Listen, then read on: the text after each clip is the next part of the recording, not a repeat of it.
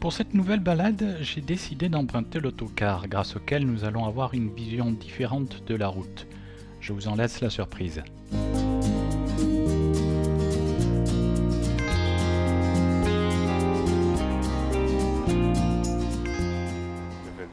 Bonjour. Alors Benjamin, ça y est? Ça y est, c'est bientôt le départ pour Isola 2000. Ouais. Enfin. Bon, toi tu es un habitué de la ligne. Ça va faire 10 ans le 1er septembre maintenant que je suis sur tout le service de la montagne de la Santa Azur. Donc ce qui est compris 5 mois l'hiver et 2 mois l'été. Ouais. Bon allez, on va assurer un peu ça. Bon, on le fait en été parce que c'est un peu plus simple. C'est un peu plus sympathique, il y a moins de circulation. Et puis là, il fait encore jour tard. Et puis les conditions météorologiques sont plus clémentes, on va dire. Oui, aussi. Même si on risque de prendre un peu de pluie. Bon, espérons que non quand même. Non, espérons. Regarde, normalement, quand on prend la pluie, c'est tout noir. Là, ça va. Allez, on va y aller. On va y aller, c'est parti.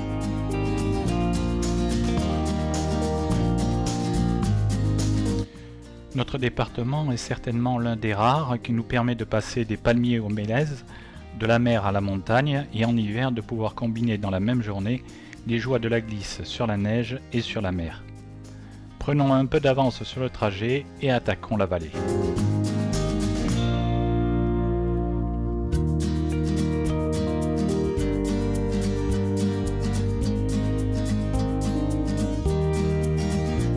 Situé sur un piton rocheux à 840 mètres d'altitude, le village de Ponson domine Plan du Var.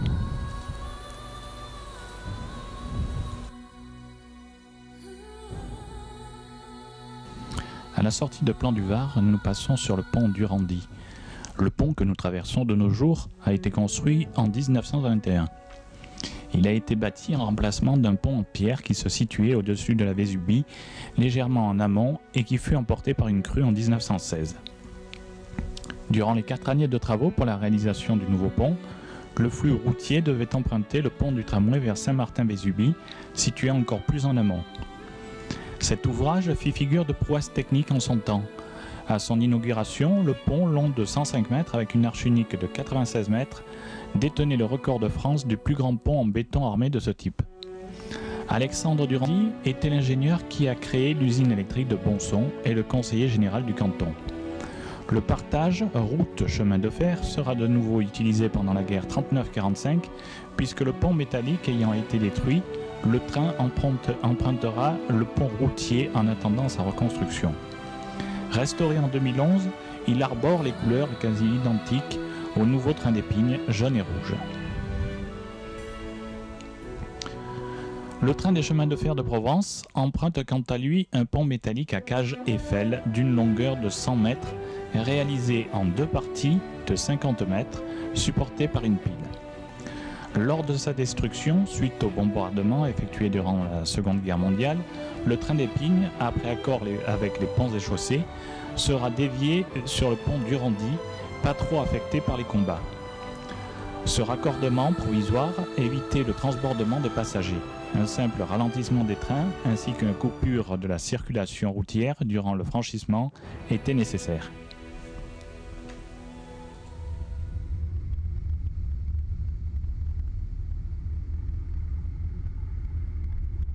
Déjà mieux. Ouais.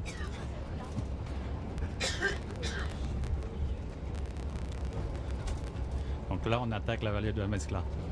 En Mescla, j'ai cherché un peu la signification du nom. Je pense que ça doit venir au mélange de latiné et Voilà, du Var, en fait, d'après ce que j'ai entendu, c'est que Mescla, c'est comme le mesclun, on va dire. Voilà, c'est là où se rejoignent latiné et le Var. Ça est pour donner que le Var, donc c'est pour ça que je pense que d'après toutes les explications que j'ai entendues, c'est ça.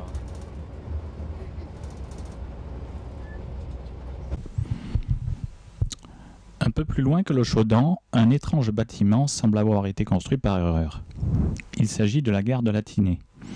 Elle fut ouverte en juin 1892 comme terminus provisoire de la ligne venant de Nice, En 1912, elle voit s'ajouter des installations pour l'exploitation du tramway vers Saint-Sauveur-sur-Tinée dont elle deviendra le terminus sud. On avait également à acheminer des matériaux nécessaires à la réalisation des installations électriques de l'époque dans la vallée de la Tinée, comme l'usine de Bangaïron. Le train et le tramway font alors route commune jusqu'à la gare de la Mescla où se situe l'embranchement Var-Tinée. Ce château d'eau de 120 mètres cubes pompait dans la nappe phréatique l'eau nécessaire pour les locomotives à vapeur. Cette gare possède 4 voies. 2 voies sont affectées à la circulation au croisement des trains. À droite, la voie marchandises. À gauche, la voie accolée au quai militaire plus haut et plus long que les quais des voyageurs.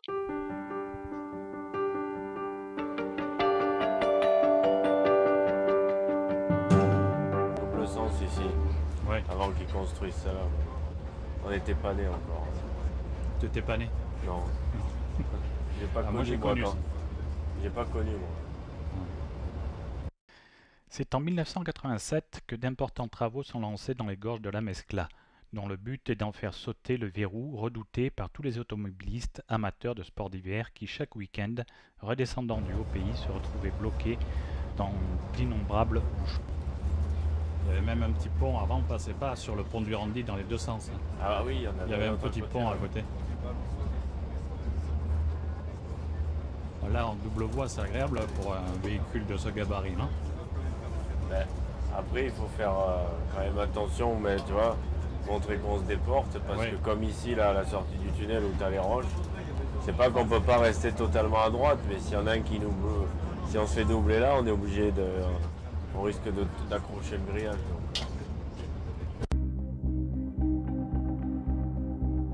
Alors que nous poursuivons la route dans les gorges de la Mescla, nous pouvons apercevoir, filant tout droit, le pont à cage de la Mescla du chemin de fer de Provence. Presque invisible depuis la route, la première usine hydroélectrique des Alpes-Maritimes se cache ici. Elle est mise en service sous la direction d'Alexandre Durandi en 1896 pour générer le courant destiné au tramway. Elle délivre environ 1,5 MW transmise à l'usine de Sainte-Agathe de la Compagnie des tramways de Nice et du littoral. Reconstruite au milieu du XXe siècle, l'usine turbine les eaux provenant d'une prise d'eau sur le Var, 620 mètres plus haut, par une conduite passant sous la montagne. Sur la gauche, un passage réservé aux randonneurs permet de rejoindre le sentier menant à Malocène. Sur la droite, le passage menant à l'usine hydroélectrique.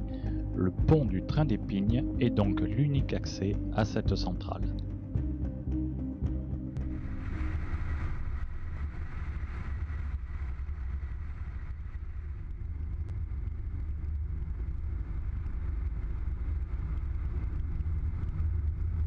Le pont de la Mescla est un ouvrage où le tablier est placé à mi-hauteur d'une grande arche à la manière de la corde d'un arc.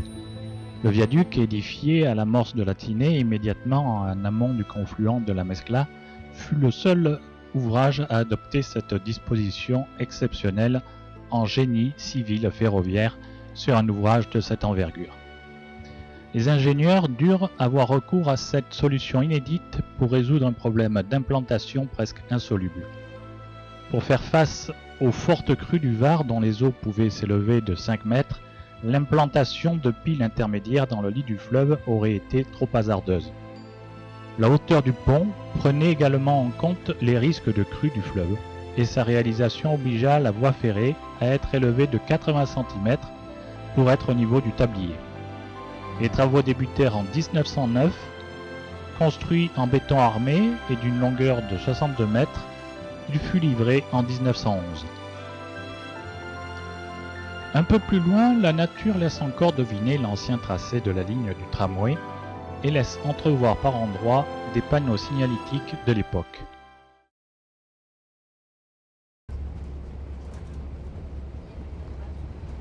C'est la route du ski. La route du ski, la route des randonnées, la route de... Et là, l'hiver, il faut savoir que quand on monte ou qu'on descend, c'est un fil continuel de voitures qui défile. Circule. Bon, la route a quand même été a bien évolué depuis. Ah oui. C'est vrai qu'il y a encore quelques endroits assez étroits, on va dire, mais comparé à ce qu'elle était avant, c'est vrai que maintenant c'est vachement plus cool de monter dans cette vallée par rapport à la route.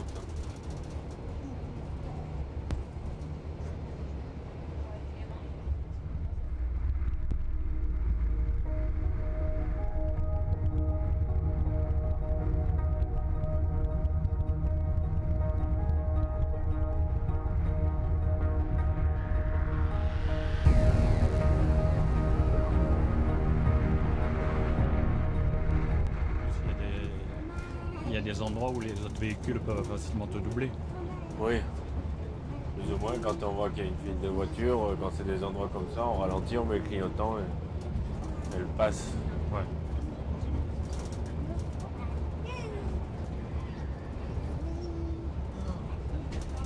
Et finalement, le temps de parcours n'est pas tellement long. Pardon? Le plus long, c'est en ville. Le temps de parcours n'est pas tellement Ah, long.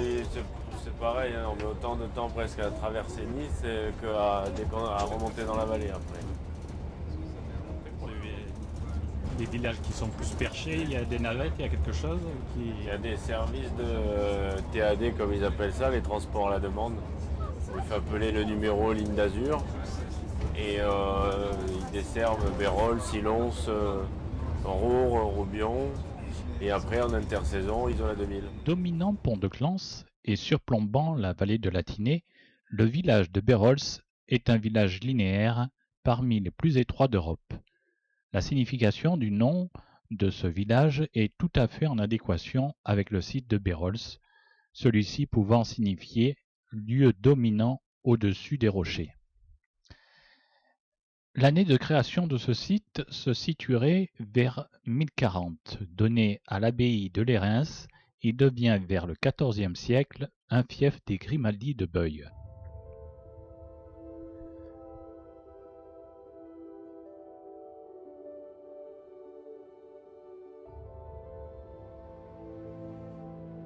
Réalisée en 2 tranches, la route séparant Bérols de Pont-de-Clans est arrivée en 1939 au village. Avant cela, les habitants partaient de Pont-de-Clans à pied et mettaient 1 heure pour monter dans ce village niché à 830 mètres d'altitude où ils vivaient en pleine autarcie. Grâce à un captage à la source des Châtaigniers, le village est raccordé au réseau d'eau potable en 1885.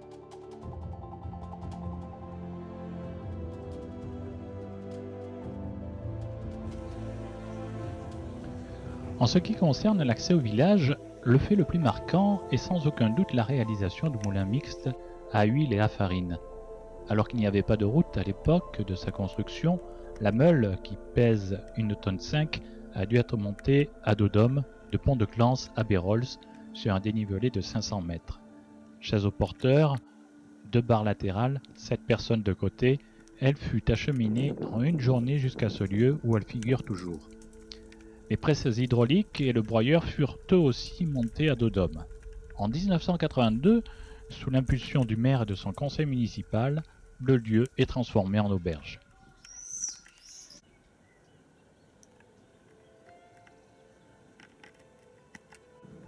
L'église Sainte-Marguerite, patronne du village, de type baroque.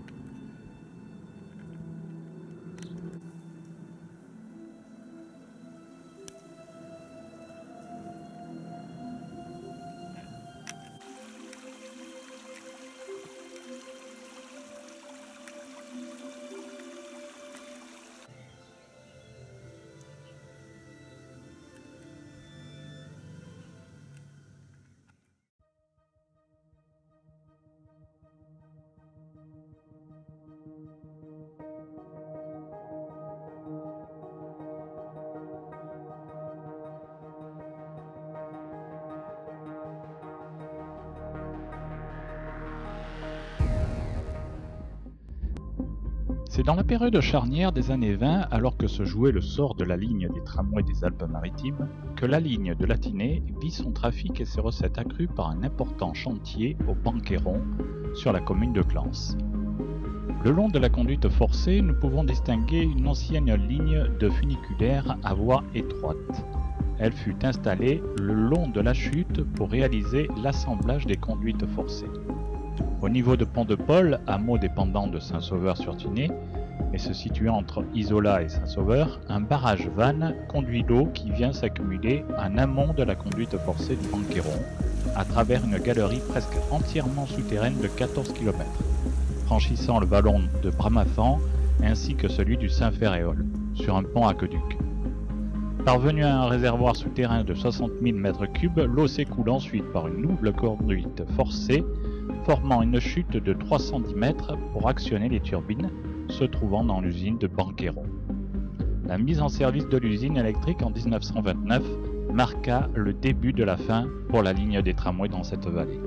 Associée à une seconde conduite forcée dans les années 50 de Banqueron à la Courbesse via un principe similaire, Banqueron-Courbesse devient la plus importante des installations hydroélectriques des Alpes-Maritimes. Les deux centrales ont une puissance installée de plus de 100 MW et produisent en moyenne plus de 320 millions de kWh sur la consommation annuelle résidentielle d'une ville de 140 000 habitants.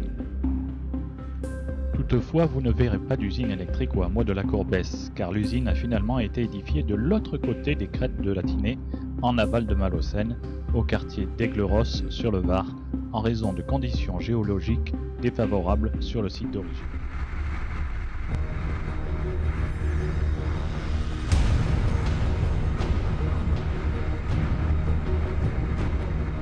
Pardon? Les tronçons comme ici, c'est presque une autoroute. Ah oui, ça. Pour la montagne, c'est tranquille. Si toute la vallée pouvait être comme ça, on gagnerait vachement de temps à chaque fois. Ah oui, c'est sûr. Pour l'été, il y a quand même pas mal de circulation. Ah, l'été, ouais, c'est vrai que ça roule pas mal là. Hein. Il y a beaucoup de touristes. C'est beaucoup des voitures de location. Il faut redoubler de vigilance avec les motos aussi. Ça circule.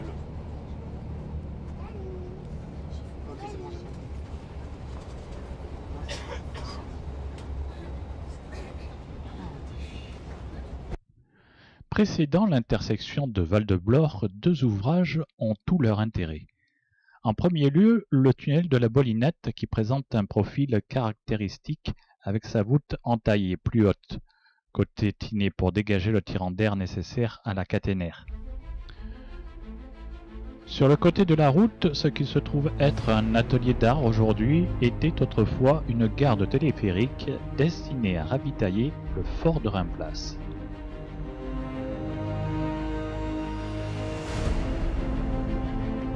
À travers la végétation qui a repris ses droits, nous pouvons apercevoir encore de nos jours les pylônes de l'ancienne ligne du téléporté qui assuraient le ravitaillement et l'approvisionnement en munitions du fort de Reims-Place, situé plus de 600 mètres plus haut.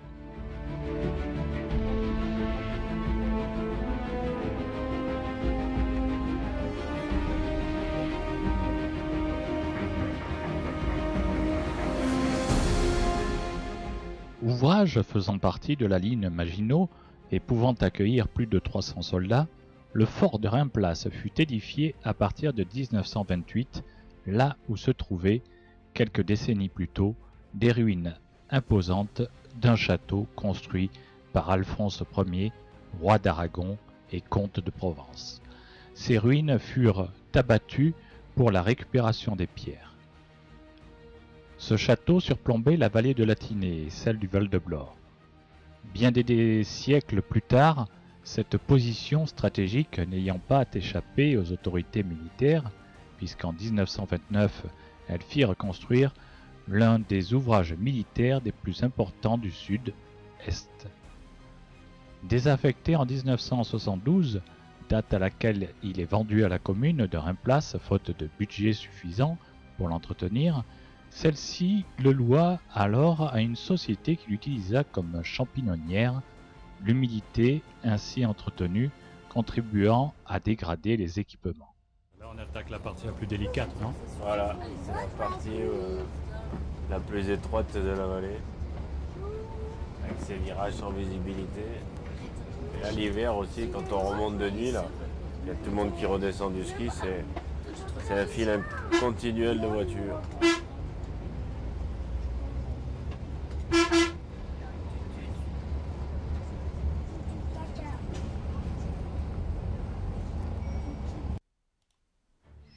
Nous arrivons au niveau du fort de la Frassinéa. Celui-ci se trouve sur la commune de Reims-Place. Sa construction a débuté en 1935 et a duré 4 ans. Il est composé de 3 blocs de combat. Restauré en 1995 par l'association Les Amis de la ligne Maginot de la Frassinéa, il se retrouve après une quinzaine d'années de travaux dans l'état comme il était durant la Seconde Guerre mondiale. Le but de cet ouvrage était d'empêcher un éventuel passage des Italiens vers Nice.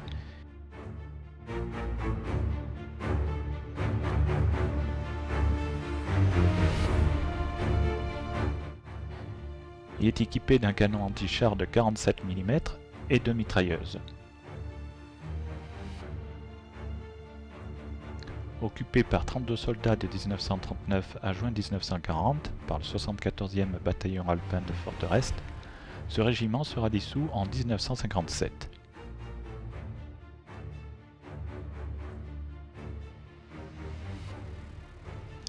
Des visites de l'ouvrage sont organisées de mai à septembre.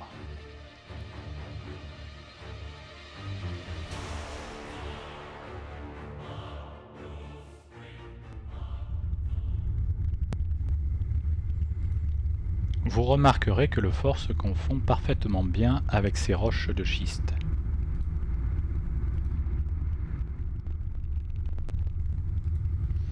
Nous rejoignons enfin Saint-Sauveur-sur-Tinée qui était autrefois le terminus des tramways de la vallée de la Tinée.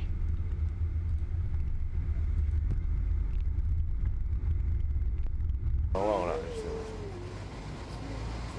Maintenant la plus mauvaise partie elle est finie. Maintenant c'est l'autoroute jusqu'à Isola-Village.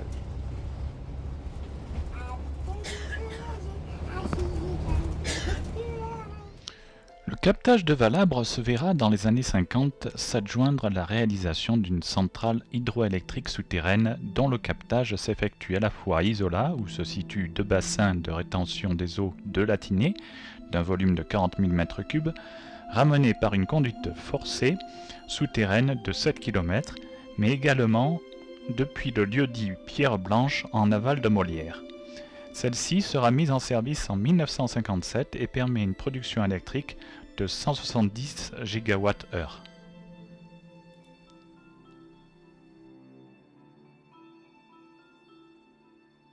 L'autoroute tout à l'heure, dans les années 90, il était question de faire le tunnel du Mercantour ici, Ouais. qui devait relier donc Isola Village, la Tinée, à Vinadio. 17 km le tunnel devait faire.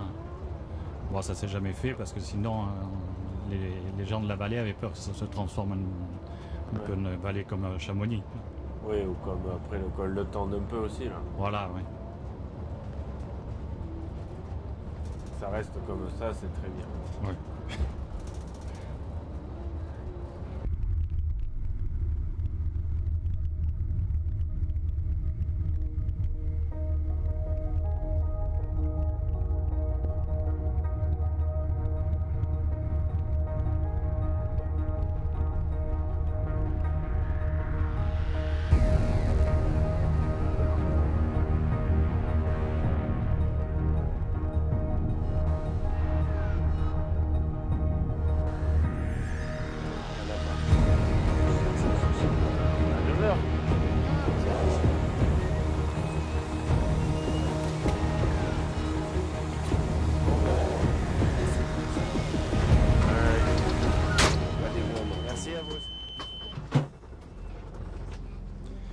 C'est que là, en plus, toi qui fais quelques fois la ligne au rond, imagine-toi que jusqu'en 1974, il n'y a eu pas la déviation d'Isola Village.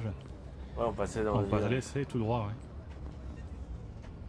Ça devait être un beau bazar quand il y avait les croisés, le chassé-croisé de ski. Ouais. Ceux qui arrivaient de 2000, ceux qui partaient de Rond.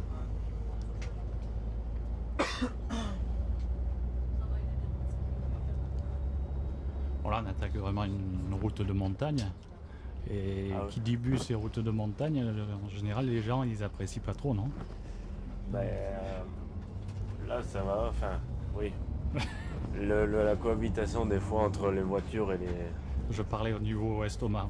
Ah, ben ça c'est sûr, avant de faire cette route, surtout quand on part de là-haut, il faut pas faire un bon petit déjeuner ou avoir fait un bon repas bien riche, parce que c'est vrai, si on n'apprécie pas trop les virages, on risque d'être malade.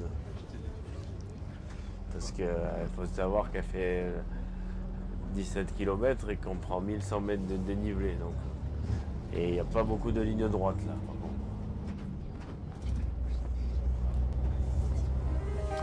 En 1960, le Conseil général vote la réalisation d'une liaison routière entre la France et l'Italie et la liaison Isola-Vinadio est établie en 1967. Mais il s'agit alors d'une petite piste où des voitures peuvent à peine se croiser. Avec le projet de création d'une station sur le site de Chastillon se pose le problème de la route d'accès à celle-ci.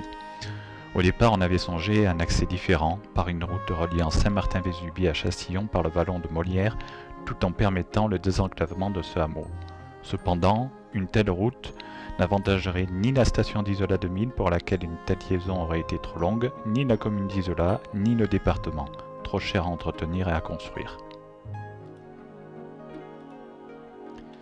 La route sera livrée en décembre 1971 et la station d'Isola 2000 ouvrira dans les mêmes temps.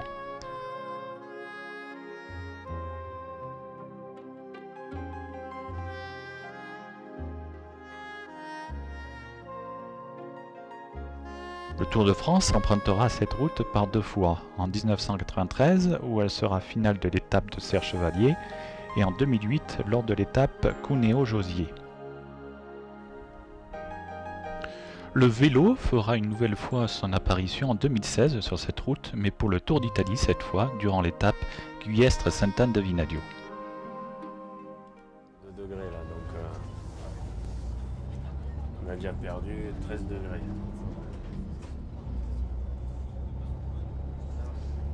Et là, quand on passe ce pont, avant c'était la frontière avec l'Italie. Là, on est en Italie. Ah, on était en Italie là?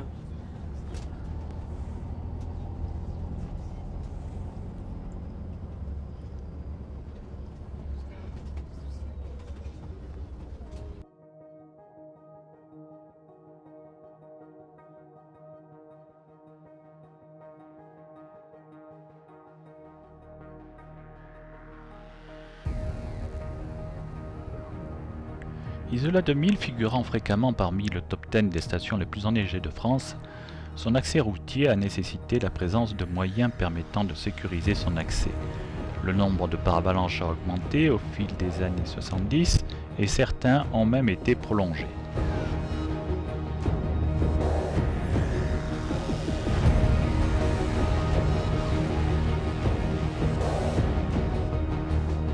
Les systèmes de déclenchement préventif des avalanches a lui aussi évolué.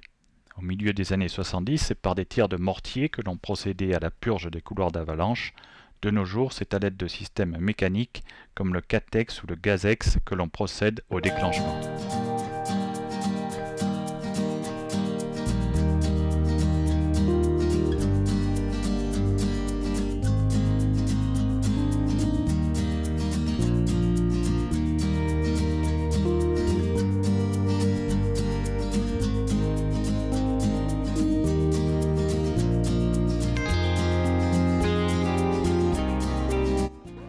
On fait descendre tout le monde.